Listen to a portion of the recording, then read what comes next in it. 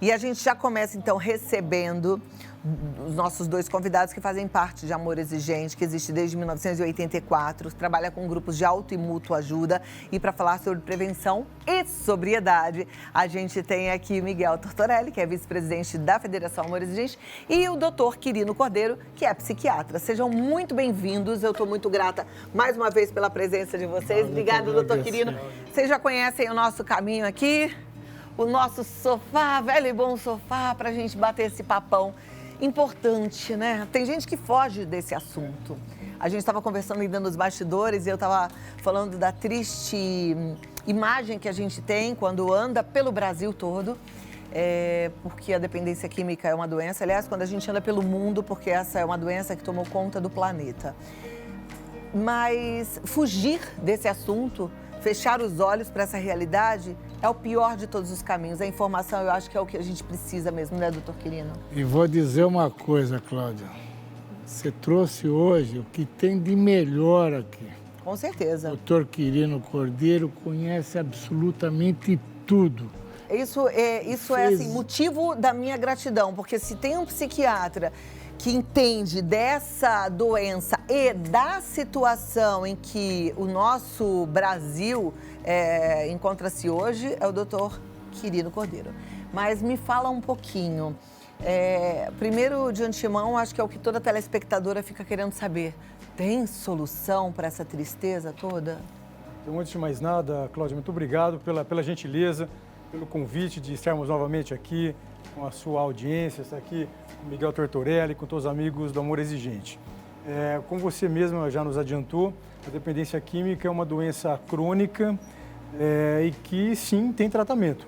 Tem como as pessoas com dependência química serem ajudadas, tem como as famílias das pessoas com dependência química também serem ajudadas. E os resultados são bastante bons. É verdade que, infelizmente, uma pessoa com dependência química passa por uma série de problemas e muitas vezes nessa busca de tratamento, busca de ficar em sobriedade, ter uma vida recuperada, muitas vezes percalços aparecem, mas é importante que a gente tenha um norte de que é possível, sim, é possível ajudar a pessoa, é possível ajudar a família e com bons resultados. E o tratamento, Cláudia, acaba dependendo da gravidade da doença, em que momento da doença a pessoa se encontra. Em situações mais graves, em que a pessoa não consegue ficar abstinente, ou seja, que a pessoa não consegue mais controlar o uso da substância, é importante, por exemplo, que essa pessoa possa receber um tratamento em regime de internação. Muitas vezes, inclusive, a internação precisa acontecer de maneira involuntária. E nesses últimos anos, Cláudia, é bom que os amigos que estão nos acompanhando possam entender isso. Nesses últimos anos, nós conseguimos, no governo federal, reorganizar todos os aspectos legislativos hoje no Brasil, para que pessoas com dependência química possam ser internadas de maneira involuntária. Já em quadros clínicos que não são tão graves assim, é possível que a pessoa possa fazer seu tratamento em regime de ambulatório ou muitas vezes depois de uma internação, para que a pessoa possa dar continuidade ao seu tratamento.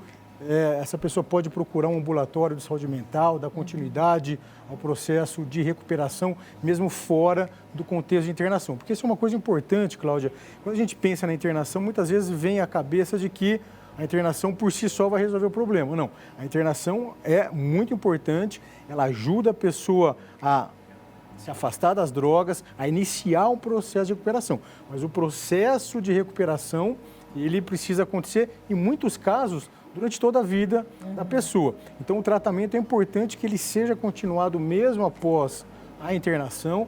E a gente também está aqui junto com o Amor Exigente, porque é muito importante também para que os amigos possam entender que dar continuidade a esse processo de recuperação após a internação, isso pode acontecer além dos serviços, como eu já disse aqui, os ambulatórios de saúde mental, os grupos de mútua ajuda e apoio familiar, como Amor Exigente, como Narcóticos Anônimos, Alcoólicos Anônimos, ajudam muito as pessoas nesse processo. E sim, obviamente, não nos esquecermos de que o apoio à família é fundamental. Muitas vezes, inclusive, nós costumamos orientar uma família que está passando por esse problema, mesmo que a pessoa com dependência química ainda não esteja, né, enfim, em condições de ser abordada, é importante que a família procure ajuda, que a família procure um grupo de amor exigente, para que lá ela possa receber orientação de como dar conta, de como começar a manejar essa situação de dependência química dentro do seu lar. Então, é possível ajudar, é possível a gente dar suporte para as pessoas e para as suas famílias, para que elas possam, então, ter força e ajudar, então, o dependente químico no seu processo de recuperação. Doutor, você sabe que o ser humano ele gosta de uma pílula mágica, né? E na psiquiatria você deve perceber isso, que as pessoas chegam lá com dores tremendas na alma, né? Com problemas seríssimos de saúde mental e querem a resolução de um dia para o outro. Muitas vezes é mesmo o familiar que leva e quer ver o ente querido recuperado do dia para a noite. E você bem disse que não é assim, não tem mágica, né? Não existe. É interessante que você falou, né, sobre essa situação da família buscar ajuda, e você falou também sobre essa questão da saúde mental, porque muitas vezes a pessoa que apresenta dependência química apresenta um quadro que nós chamamos de comorbidade com transtornos mentais, ou seja, não é incomum nós termos uma pessoa com dependência química e apresenta um transtorno mental associado. Isso porque, Cláudia, muitas vezes a pessoa que apresenta um transtorno mental, para mitigar, para diminuir o sofrimento que o transtorno mental causa, muitas vezes acaba buscando a droga. Então, por exemplo, não é incomum nós termos, às vezes, mulheres que começam a apresentar um quadro de depressão, um quadro de ansiedade muito grande e começarem a buscar o uso de drogas, mesmo lícitas, como o álcool, por exemplo, para tentar diminuir aquele sofrimento que o transtorno mental causa e depois, obviamente, que não só essa pessoa não vai conseguir melhorar o seu transtorno mental. Esse transtorno mental, em geral, piora quando é associado com o uso de uma substância psicoativa, mas ela acaba ganhando um outro problema, ou seja, ela não só não melhora o transtorno mental, como ela acaba, então, ganhando um outro problema, que é o uso abusivo ou, eventualmente, a dependência de droga. E uma outra situação também pode acontecer. Uma pessoa que não tem um transtorno mental prévio, começa a usar droga e a droga pode desencadear um transtorno mental. Então, a gente tem, por exemplo, o álcool, que é um fator de risco, uma série de transtornos mentais como depressão, ansiedade. Nós temos, por exemplo, maconha, que é um fator de risco importante para transtornos mentais graves. É importante também aproveitarmos esse momento aqui com o seu público. Maconha é uma droga que causa uma série de transtornos mentais, como, por exemplo, depressão, ansiedade, quadros graves, como quadros psicóticos, tais como a esquizofrenia. Nós temos cocaína, crack, que causa quadros psicóticos, que causam déficits cognitivos nos seus usuários. Então, essa associação entre dependência química e transtorno mental é bastante comum e nesse processo também de tratamento, de recuperação, é importante que nós estejamos atentos a isso para que possamos ajudar a pessoa no seu tratamento amplo. Ou seja, quando a gente tem essa comorbidade, nós precisamos tratar não só a dependência química, mas também o quadro comórbido. E claro que esse é um processo de recuperação e que muitas vezes, né, o tratamento, essa vigilância em relação ao uso da droga é uma coisa que vai acompanhar o dependente químico e as famílias, às vezes, pelo resto da vida. É isso que eu estava pensando quando eu perguntei da pílula mágica, porque eu penso que a família precisa estar muito consciente que depois que essa doença chega à família, infelizmente a família vai lidar com isso o resto da vida. Mas o Miguel está aqui e a minha pergunta para o Miguel é assim: existe a dificuldade de querer mudar por parte do dependente químico, mas eu penso que existe também a dificuldade de querer mudar por parte da família. E a família pensa assim, por que agora ele que foi se envolver com droga, por que agora eu vou ter que mudar a minha vida? E a minha pergunta, Miguel, é assim, sim, vai ter que mudar a vida. A vida fica muito ruim? Ou você, por exemplo, viveu todo esse drama, ou a sua vida com certeza mudou depois que você teve o problema com a sua filha, mas ela ficou pior ou melhor? Como é que é? Muito melhor. Ficou melhor? Muito melhor. Tá? Nesse primeiro momento, né, realmente a gente não sabe o que fazer. Né? O seu ente querido está nas drogas, e aí? Então, nós não conhecíamos amor exigente. E um psiquiatra, né, onde a minha filha falou, procure o amor exigente. estava abrindo na nossa região, eu moro em Santana, aqui em São Paulo, estava abrindo um grupo de Amorezinho em Santana. E nós fomos, eu e minha esposa. E aí, né, quando a pessoa começou a falar, minha esposa falou, mas eu não volto aqui nunca mais. Você disse? Não, minha esposa. Normalmente é o contrário, né? Normalmente os maridos são mais reativos. Ela falou, mas nunca mais eu volto aqui e tal. Era uma quarta, nós fomos numa segunda e na quarta-feira era a reunião. Eu falei, vamos lá. Ela falou, não vou. Nós fomos. Minha esposa ficou 3 meses indo toda quarta-feira, só chorou, não falava absolutamente nada. E isso mudou a nossa vida. Tá? Mudou. Nós continuamos frequentando, indo, participando.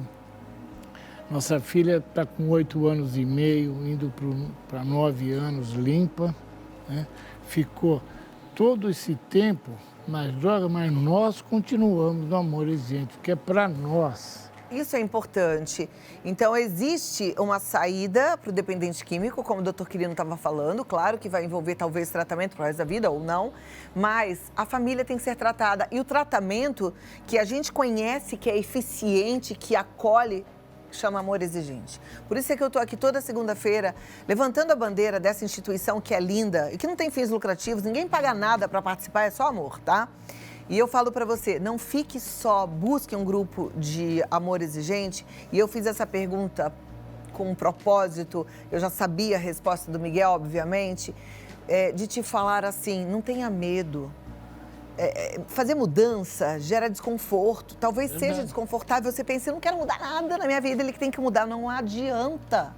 Não adianta, tá dando murro em ponta de faca, vai ter que mudar sim, mas a mudança vai ser para melhor. Acredite, busque um grupo de amor exigente. Cláudia, primeiro eu queria agradecer a vida do doutor Quirino e parabenizá-lo.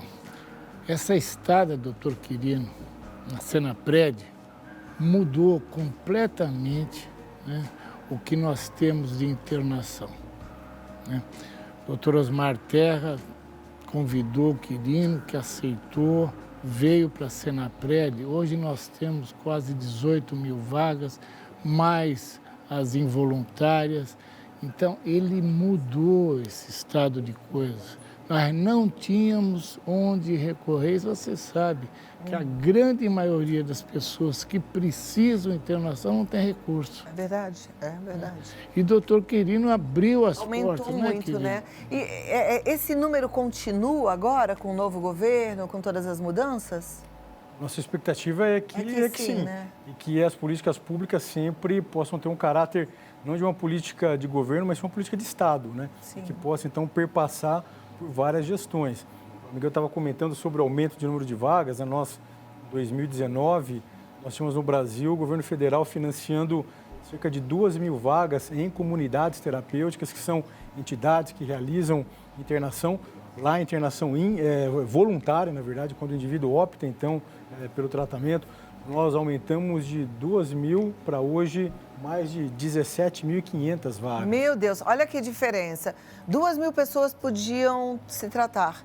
Hoje, mais de 17.500 pessoas têm direito a esse tratamento. Tratamento bem feito. E nesses 4 anos aí, nesses últimos 4 anos, nós conseguimos oferecer tratamento absolutamente gratuito nessas entidades de internação, nas comunidades terapêuticas.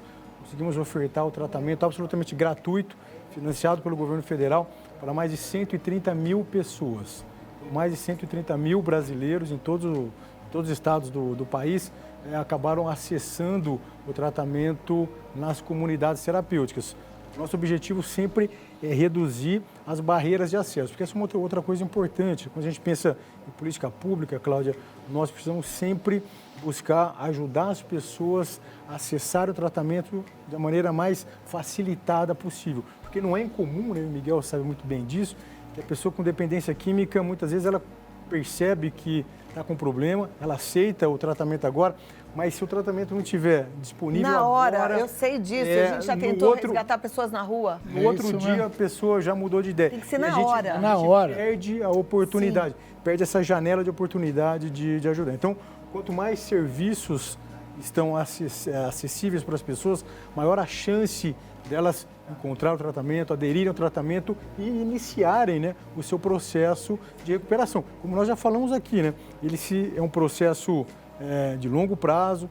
Essas internações, por exemplo, como nas terapêuticas, tem algumas entidades que trabalham, por exemplo, com internações até de 1 ano. Né? Por quê? Porque o processo de recuperação, ele precisa, né, de tempo para se dar. Entretanto, é preciso dar o primeiro passo. Né? Então, é importante nós conversarmos aqui sobre isso, Cláudia, porque as famílias precisam entender isso e elas precisam também ter uma esperança. Né? Quando a gente fala que dependência química é possível resolver, é possível ajudar, é possível fazer com que a pessoa fique em sobriedade. A gente tem aqui o exemplo do Miguel, mas tem o exemplo de infinidades, milhares de famílias, de pessoas que conseguiram sair do mundo das drogas. Então, quando a gente fala sobre dependência química, em que pese todas as dificuldades, percalços, é importante que a gente passe para as pessoas uma mensagem de esperança. E essa não é uma mensagem em vão, não. As pessoas realmente conseguem iniciar o tratamento e conseguem sair do mundo das drogas. É um caminho que não é fácil ser trilhado, mas junto com o apoio da família, apoio da sociedade, sem dúvida alguma, é possível a gente conseguir vencer as drogas. E a gente torce por isso, né? E a gente apoia Amor Exigente. Doutor Quirino, conte conosco. Não sei qual que é o seu caminho para o próximo ano, mas estamos juntos, tá bom? Obrigado mais uma vez. Muito obrigada, Miguel. E o Brasil hoje com vitória, né? E você já veio de gravata verde e amarela, maravilhoso. Estamos no clima. Estamos no clima e vamos ganhar, hein? Olha, gente, Amor Exigente está no site amorexigente.org.br. Não fique só. A batalha é grande. Eu comecei a entrevista até fazendo uma pergunta em tom um tanto quanto irônico para o doutor Quirino, né? Tem jeito? Tem jeito, mas é um longo caminho a ser traçado. É muita coisa que tem que ser feita. Então, não fique só. Vá para um grupo de Amor Exigente, por favor, por você. E eu estou falando por favor porque eu te amo, não quero que você continue sofrendo. O WhatsApp do Amor Exigente, você manda uma mensagem, uma voluntária já vai te responder. É 19-2519-6555. 19-2519-6555. E acompanhe já no Instagram, Amor Exigente Oficial. Ao invés de ficar seguindo qualquer coisa aí que você nem sabe se vai acrescentar, siga o que vai fazer diferença na sua vida. Amor Exigente Oficial. E os seus programas estão todos eles lá no nosso site. Então, né? Tem muita informação. Quer dizer, a gente tem que ficar abastecido de informação e lá temos muitas. Doutor Quirino, muito obrigada. Muito obrigado, Bom jogo, viu? Vamos torcer. Pra nós. Muito obrigada.